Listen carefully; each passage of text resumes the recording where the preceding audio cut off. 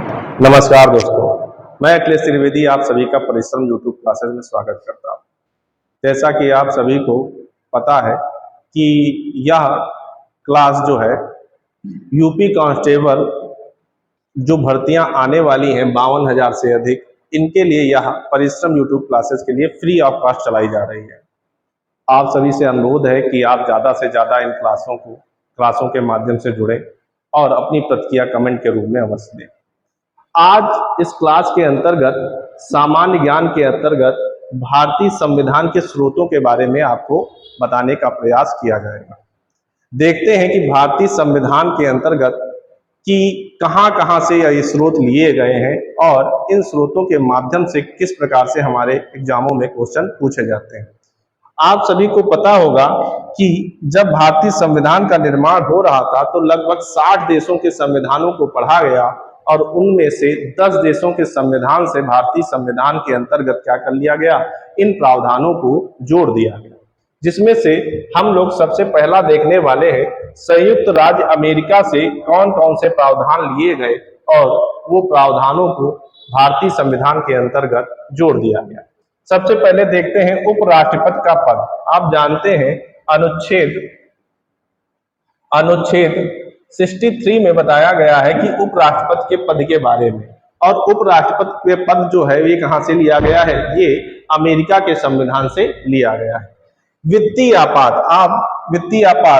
आपातकाल आप जानते हैं 352 से 360, 352, 356 और 360 तीन प्रकार के आपातकालों का प्रावधान आप संविधान के अंतर्गत पढ़ते हैं, जिसमें से वित्तीय आपात अनुच्छेद जो 360 के अंतर्गत आता है, यह प्रावधान भी कहां से लिया गया है, संयुक्त राज्य अमेरिका के संविधान से लिया गया है।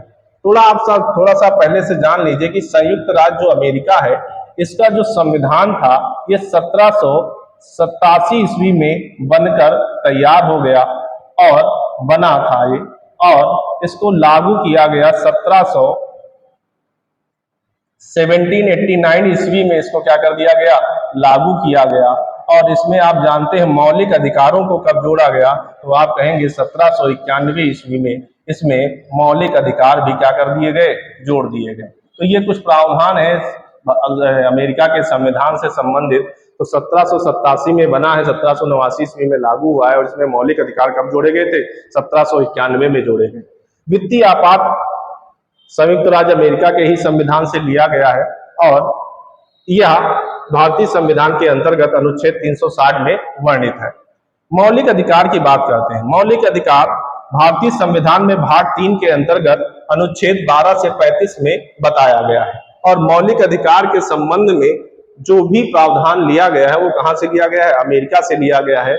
और अमेरिका में मौलिक अधिकार कब जोड़े गए थे, तो आप जानते हैं 1791 ईस्वी में मौलिक अधिकार अमेरिका के संविधान में जोड़े गए। अगला देखते हैं न्यायिक पुनरावलोकन। न्यायिक पुनरावलोकन के बारे में भी जो प्रावधान जोड़े गए वो भारतीय संविधान के अंतर्गत अमेरिकी संविधान से लिए गए, और यह अनुच्छेद 137 में, ये 137 में 137 अनुच्छेद नंबर 137 के अंतर्गत यह प्रावधान बताया गया है कि न्यायिक पुनरावलोकन का प्रावधान। ठीक है, अगला देखते हैं संविधान की सर्वोच्चता। संविधान की सर्वोच्चता का भी प्रावधान कहां से लिया गया है, अमेरिका से लिया गया है। न्यायपालिका की स्वतंत्रता का प्रावधान भी कहां से लिया गया है, अमेरिका से लिया गया है। महाभियोग, आप जानते हैं महाभियोग, राष्ट्रपति को हटाने की प्रक्रिया को महाभियोग के नाम से भी जाना जाता है, और यह किस अनुच्छेद में वर्णित है, अनुच्छेद 61 में है, और यह किस भाग के अंतर्गत आता है। यदि आपसे भाग पूछ लिया जाए तो आप कहेंगे भाग 5 के अंतर्गत आता है। भाग 5 में क्या है, संघ है। क्या है, संघ के बारे में बताया गया है। किसके बारे में बताया गया है, संघ के बारे में। तो महाभियोग जैसी प्रक्रिया जो है ये भी कहां से लिया गया है प्रावधान, ये भी संयुक्त राज्य अमेरिका से प्रावधान लिया गया है। उपराष्ट्रपति न्यायाधीशों को हटाने की प्रक्रिया का प्रावधान कहां से लिया गया है, तो संयुक्त राज्य अमेरिका से लिया गया है। न्यायाधीशों को हटाने की जो प्रक्रिया चलती है वो भी राष्ट्रपति पर महाभियोग लगाने की प्रक्रिया की जैसी ही होती है, लेकिन इसका नाम महाभियोग नहीं देकर इसको हटाने की प्रक्रिया के नाम से ही जाना जाता है। प्रस्तावना के शब्द और विचार। प्रस्तावना की भाषा, देखो प्रस्तावना की भाषा अन्य प्रावधान से ली गई है, जबकि प्रस्तावना के शब्द कहां से लिए गए हैं, प्रस्तावना के जो शब्द और विचार हैं वो अमेरिका से लिए गए हैं। जनहित याचिका PIL, PIL का प्रावधान कहां से लिया गया है? PIL का प्रावधान भी अमेरिका से लिया गया है। PIL के जनक जो है PN भगवती जी माने जाते हैं। भारत में PIL के जनक PN भगवती को माना जाता है और इन्होंने लगभग 1980 के दशक में इसका क्या किया था, इस PIL के बारे में प्रावधान को भारत के संविधान में लेकर आए थे। अगला देखते हैं ब्रिटेन के संविधान से क्या क्या भारतीय संविधान में स्रोत लिए गए हैं उनको बारे में जानने का प्रयास करते हैं। पहला देखते हैं लोकसभा में मंत्रिमंडल का सामूहिक उत्तरदायित्व। आप जानते हैं जो लोकसभा के अंतर्गत प्रश्न पूछे जाते हैं उस प्रश्नों के उत्तर देने के लिए मंत्रिमंडल का सामूहिक रूप से उत्तरदायित्व जो बनता है, यह प्रावधान कहां से लिया गया है? ब्रिटेन के संविधान से लिया गया है। अगला देखते हैं संसदात्मक शासन प्रणाली, मतलब मंत्रिमंडल जो व्यवस्था का प्रावधान भी है, ये भी कहां से लिया गया है? ब्रिटेन के संविधान से लिया गया है।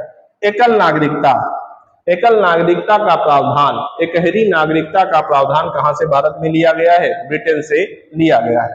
राष्ट्रपति की औपचारिक प्रधानता, आप जानते हैं राष्ट्रपति जो होता है वो भारत का औपचारिक रूप से प्रधान होता है, और जबकि वास्तविक जो प्रधान होता है, यदि वास्तविक प्रधान की बात करें तो वास्तविक जो प्रधान होता है वो कौन होता है? वो प्रधानमंत्री होता है, अर्थात PM होता है। तो वास्तविक प्रधान PM होता है, जबकि औपचारिक प्रधान के रूप में कौन कार्य करता है? राष्ट्रपति कार्य करता है। और यह प्रावधान भी कहां से लिया गया है? ब्रिटेन से लिया गया है।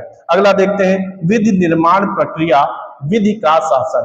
विधि निर्माण प्रक्रिया और विधि का शासन कहां से लिया गया है? ब्रिटेन से लिया गया है। अगला देखते हैं द्विसदनीय व्यवस्था। जो दो सदनी व्यवस्था चल रही है भारत में केंद्र स्तर पर और राज्य स्तर पर, वो दो सदनी में मतलब हो गया कि आप लोकसभा देख रहे हैं और राज्यसभा देख रहे हैं, लोकसभा और राज्यसभा। इसी प्रकार राज्यों में देख रहे हैं विधानसभा और विधान परिषदें। ये दो सदनी जो व्यवस्था चलती है ये कहां से चल रही है? ये भी ब्रिटेन से ही लिया गया है। एकल न्यायिक प्रणाली, कहने का मतलब न्याय प्रणाली अपने यहाँ भारत में भारतीय संविधान में एक ही है, अर्थात आपको न्याय लेने के लिए न्यायालय ही जाना पड़ेगा। न्यायालय ही क्या है? आपको न्याय लेने के लिए एकल न्यायिक प्रणाली का प्रावधान है, न्यायालय द्वारा ही आपको न्याय प्राप्त होगा। सर्वाधिक मत के आधार पर चुनाव जीतने का निर्णय भी कहां से लिया गया है? ब्रिटेन के ही संविधान से लिया गया है कि जिस दल के पास या जिस व्यक्ति के पास या जिस पार्टी के पास सबसे ज्यादा मत होंगे, उसी मत के आधार पर उससे चुनाव में क्या कर दिया जाएगा? जीत दे दी जाएगी, अर्थात चुनाव का निर्णय कर दिया जाएगा। तो आप इसके भी कुछ 5-6 पॉइंट है, इनको याद रखेंगे। लोकसभा में मंत्रिमंडल का सामूहिक उत्तरदायित्व, संसदात्मक शासन प्रणाली, एकल नागरिकता, राष्ट्रपति की औपचारिक प्रधानता, विधि निर्माण प्रक्रिया या विधि का शासन, द्विसदनीय व्यवस्था, एकल नागरिकता प्रणाली और सर्वाधिक मत के आधार पर चुनाव की जीत का निर्णय।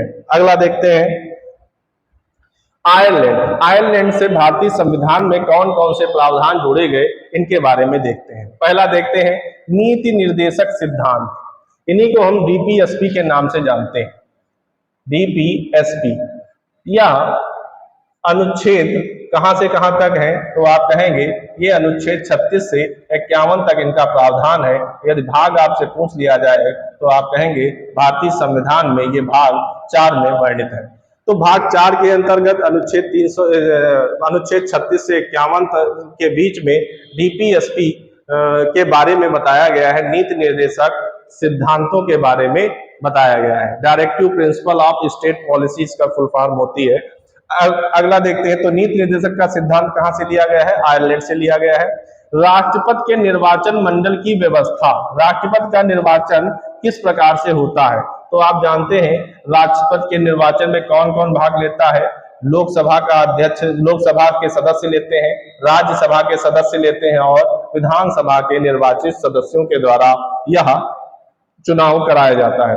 अनुच्छेद 54 के अंतर्गत राष्ट्रपति के निर्वाचन मंडल की प्रक्रिया के बारे में प्रावधान बताया गया है। अगला देखते हैं राष्ट्रपति द्वारा खाद्य प्राप्त व्यक्तियों का 12 सदस्यों का मनोनयन। आप जानते हैं राष्ट्रपति जो है 12 सदस्यों का मनोनयन करता है, वो भी कहां पर करता है, राज्यसभा के अंतर्गत। और ये सदस्य जो होते हैं ये किन क्षेत्रों से आए हुए होते हैं, ये क्षेत्रों के बारे में बताता है कि ये क्षेत्र है कला, विज्ञान, सामाजिक सेवा और साहित्यिक क्षेत्रों से आए हुए होते हैं, जिनको राज्यसभा के अंतर्गत राष्ट्रपति क्या करता है, मनोनीत करता है। तो ये कितने व्यक्तियों को मनोनीत करता है, 12 व्यक्तियों को मनोनीत करता है। यह प्रावधान कहां से लिया गया है भारतीय संविधान में, तो यह प्रावधान आयरलैंड से लिया गया है। अगला देखते हैं ऑस्ट्रेलिया। ऑस्ट्रेलिया से क्या क्या प्रावधान लिए गए। ऑस्ट्रेलिया से प्रस्तावना की भाषा, प्रस्तावना की भाषा, अभी आपने देखा था कि प्रस्तावना के शब्द और विचार कहां से लिए गए थे, अमेरिका के संविधान से। प्रस्तावना के शब्द और विचार, प्रस्तावना के शब्द और विचार कहां से लिए गए थे, तो शब्द और विचार कहां से लिए गए थे, अमेरिका के संविधान से लिए थे। लेकिन आप देख रहे हो प्रस्तावना की भाषा कहां से लिया गया है, ऑस्ट्रेलिया से लिया गया है। समवर्ती सूची, समवर्ती सूची का प्रावधान, समवर्ती सूची का मतलब आप देखते हैं राज्य और केंद्र के बीच में शक्तियों का बंटवारा 3 प्रकार की सूचियों के माध्यम से हुआ था। आप इन 3 प्रकार की सूचियों को 7वीं अनुसूची के अंतर्गत पढ़ते हैं, राज्य सूची, संघ सूची और समवर्ती सूची। तो समवर्ती सूची का प्रावधान भी कहां से लिया गया है, ऑस्ट्रेलिया से लिया गया है। और समवर्ती सूची में प्रेजेंट टाइम में कितने विषय हैं, तो आप कहेंगे 52 विषयों का प्रावधान है। इससे पहले जो इसमें विषयों की संख्या हुआ करती थी 47 विषय हुआ करते थे। केंद्र एवं राज्य के बीच संबंध एवं शक्तियों का जो निर्धारण है, ये भी जो निर्धारण किया जाता है, वो भी प्रावधान जो लिया गया है वो भी ऑस्ट्रेलिया से लिया गया है। संसदीय विशेषाधिकार, संसद के कुछ विशेष अधिकार होते हैं। आप जानते हैं संसद के अलग अलग कार्यों के क्षेत्रों में अलग अलग विशेष अधिकार इसको प्राप्त होते हैं। वो संसदीय विशेषाधिकार का प्रावधान भी कहां से लिया गया है, ऑस्ट्रेलिया से ही लिया गया है। संयुक्त अधिवेशन, आप जानते हैं राष्ट्रपति संयुक्त अधिवेशन बुलाता है और भारतीय संविधान में इस अधिवेशन, संयुक्त अधिवेशन का प्रावधान अनुच्छेद 108 के अंतर्गत बताया गया है। तो संयुक्त अधिवेशन का भी प्रावधान क्या होता है, ऑस्ट्रेलिया से लिया गया है, भारतीय संविधान में अनुच्छेद 108 के तहत जोड़ा गया है। अगला देखते हैं जर्मनी। जर्मनी से भारतीय संविधान में क्या क्या प्रावधान लिए गए हैं देखते हैं। आपातकाल के प्रवर्तन के दौरान राष्ट्रपति को मौलिक अधिकार संबंधी शक्तियां, आप जानते हैं आपातकाल के समय जब भी कोई भी राष्ट्रपति को मौलिक अधिकार संबंधी शक्तियां दी जाती हैं, वो कहां से प्रावधान जो लिया गया है वो कहां से लिया गया है, जर्मनी से। आप जानते हैं जब आपातकाल लगता है तो सभी जितनी भी शक्तियां होती हैं वो सब किसी को प्रदान कर दी जाती है, राष्ट्रपति को प्रदान कर दी जाती हैं। और यही राष्ट्रपति मौलिक अधिकारों संबंधी कुछ शक्तियों का क्या करता है, हनन करता है। आप जानते हैं आपातकाल के दौरान दो शक्तियों का, दो मौलिक अधिकारों का हनन नहीं हो सकता। वो मौलिक अधिकार है, एक तो 20 है आपका, एक अनुच्छेद 21 है। 20 के अंतर्गत बताया गया है गिरफ्तारी, अपराध के, गिरफ्तारी नहीं है, अपराध के समय संरक्षण, और 21 में बताया गया है प्राण एवं दैहिक स्वतंत्रता के बारे में। तो इन दो को छोड़कर आपातकाल के दौरान मौलिक अधिकारों का हनन नहीं किया जा सकता। हालांकि राष्ट्रपति जो है अन्य मौलिक अधिकारों का हनन कर सकता है। तो राष्ट्रपति को मौलिक अधिकार संबंधी जो शक्तियां प्रदान की जाती हैं वह प्रावधान कहां से लिया गया है, भारतीय संविधान में, तो जर्मनी से लिया गया है। अगला देखते हैं कनाडा। कनाडा से क्या क्या भारतीय संविधान में जोड़ा गया है, तो हम लोग देखते हैं राज्यपाल द्वारा किसी विधेयक को राष्ट्रपति के विचार हेतु सुरक्षित रखना। आप सभी जानते हैं कि राज्यपाल के पास राष्ट्रपति से एक अधिक शक्ति प्राप्त होती है। जिस प्रकार से राष्ट्रपति के पास केंद्र के अंतर्गत शक्तियां प्राप्त होती हैं, इसी प्रकार राज्यपाल के पास भी राज्य के अंतर्गत कुछ प्रकार की शक्तियां प्राप्त हैं। उसमें से राष्ट्रपति से एक ज्यादा शक्ति प्राप्त है किसको, राज्यपाल को। वो कौन सी है, राज्यपाल द्वारा किसी विधेयक को राष्ट्रपति के लिए विचार हेतु सुरक्षित रखना। और यह प्रावधान कहां से लिया गया है, कनाडा के संविधान से यह प्रावधान लिया गया है।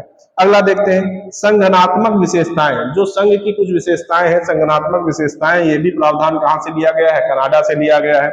अवशिष्ट शक्तियां केंद्र के पास ही रहेंगी, अर्थात जो बची हुई शक्तियां हैं जब राज्य और केंद्र के बीच शक्तियों का बंटवारा हो रहा होगा, उसमें जो बची हुई शक्तियों का प्रावधान होगा वो किसके पास रहेगा? वो कनाडा के पास ही रहेगा, मतलब ये वो केंद्र के ही पास रहेगा। और यह प्रावधान कहां से लिया गया है? कनाडा से लिया गया है। राज्यपाल की नियुक्ति, राज्यपाल की नियुक्ति का भी प्रावधान कहां से लिया गया है? कनाडा से लिया गया है। और संघ राज्य के बीच शक्तियों का विभाजन, ये भी कहां से लिया गया है? कनाडा से लिया गया है। सशक्त केंद्र, केंद्र के सशक्तिकरण के बारे में भी प्रावधान जो भी है वो भी कहां से लिया गया है? कनाडा से यह प्रावधान लिया गया है। आगे देखते हैं, दक्षिण अफ्रीका से भारतीय संविधान में क्या क्या लिया गया है। तो दक्षिण अफ्रीका में देखने का प्रयास करते हैं कि दक्षिण अफ्रीका में संविधान संशोधन प्रक्रिया का प्रावधान, संविधान संशोधन की प्रक्रिया आप जानते हैं, अनुच्छेद 368 के माध्यम से ये बताया गया है संविधान संशोधन। यदि आपसे भाग पूछ लिया जाए तो भाग कौन सा हो जाएगा? भाग बताएंगे, भाग 20 में संविधान संशोधन प्रक्रिया के बारे में बताया गया है। और यह प्रावधान भारतीय संविधान में दक्षिण अफ्रीका के संविधान से लेकर जोड़ा गया है। अगला, रूस के संविधान से भारतीय संविधान में क्या क्या जोड़ा गया है? तो आप जानते हैं मौलिक कर्तव्य, मौलिक कर्तव्य 42वें संविधान संशोधन 1976 के द्वारा मौलिक कर्तव्यों को जोड़ा गया। यह किस भाग में है? तो आप कहेंगे भाग 4 का के अंतर्गत इनका प्रावधान बताया गया है। और अनुच्छेद यदि आपसे पूछ लिया जाए तो अनुच्छेद 51 का में वर्णित है। किसमें वर्णित है? 51 का में वर्णित है। वर्तमान में जो मौलिक कर्तव्यों के बारे में बताया गया है, इनकी संख्या है, वर्तमान में मौलिक कर्तव्यों की संख्या कितनी है? 11 है। कितनी है? 11 है। वर्तमान में मौलिक कर्तव्यों की संख्या 11 है। तो मौलिक कर्तव्यों के बारे में प्रावधान जो लिया गया है वो कहां से लिया गया है? रूस से लिया गया है। इसी प्रकार इससे पहले पूछा गया था मौलिक अधिकारों का प्रावधान कहां से लिया गया है, जो भाग 3 में है। तो मौलिक अधिकारों का प्रावधान कहां से लिया गया है? अमेरिका से लिया गया है। जबकि मौलिक कर्तव्यों का प्रावधान कहां से लिया गया है? रूस से लिया गया है। प्रस्तावना में न्यायिक आदर्श, जो न्यायिक आदर्श जोड़े गए, आपको 3 प्रकार के न्याय बताए गए। कौन कौन से न्याय? एक राजनैतिक न्याय, आर्थिक न्याय और सामाजिक, आर्थिक और राजनीतिक, ये 3 प्रकार के न्यायों का प्रावधान भारतीय संविधान की प्रस्तावना में दिया गया है। और ये प्रस्तावना में जो न्यायिक आदर्श है कहां से जोड़े गए हैं? ये रूस से लेकर जोड़े गए हैं। अर्थात आप कह सकते हैं कि प्रस्तावना में न्यायिक आदर्शों का प्रावधान रूस से लिया गया है। जबकि आप प्रस्तावना से संबंधित अभी तीसरा ये क्वेश्चन पढ़ रहे हैं। पहले आपने प्रस्तावना का विचार पढ़ा, प्रस्तावना में विचार, प्रस्तावना के विचार और शब्दों के बारे में पढ़ा। ये कहां से लिया गया था? अमेरिका के संविधान से लिया गया था। उसके बाद प्रस्तावना की भाषा पढ़ी, प्रस्तावना की भाषा ये कहां से लिया गया था? या कहेंगे ऑस्ट्रेलिया से लिया गया था। और तीसरा पढ़ रहे हैं प्रस्तावना में न्यायिक आदर्श, प्रस्तावना में जो न्यायिक आदर्श लिए गए ये कहां से लिए गए? रूस से लिए गए। अगला देखते हैं जापान से क्या लिया गया है? विधि द्वारा स्थापित प्रक्रिया, जो विधि के द्वारा, विधि का मतलब होता है कानून, विधि का मतलब हो गया कानून द्वारा जो स्थापित प्रक्रिया है इसी के आधार पर क्या है? कार्य किया जाएगा। तो जापान से लिया गया है विधि द्वारा स्थापित प्रक्रिया। जबकि विधि का शासन यदि पूछ लिया जाएगा तो आप बताएंगे ब्रिटेन से लिया गया है। विधि का शासन और विधि द्वारा स्थापित प्रक्रिया थोड़ा सा अंतर है, आप इनको समझेंगे। विधि द्वारा स्थापित प्रक्रिया जापान से ली गई है, जबकि इससे पहले आप पढ़ चुके हैं विधि का शासन कहां से लिया गया है? ब्रिटेन से लिया गया है।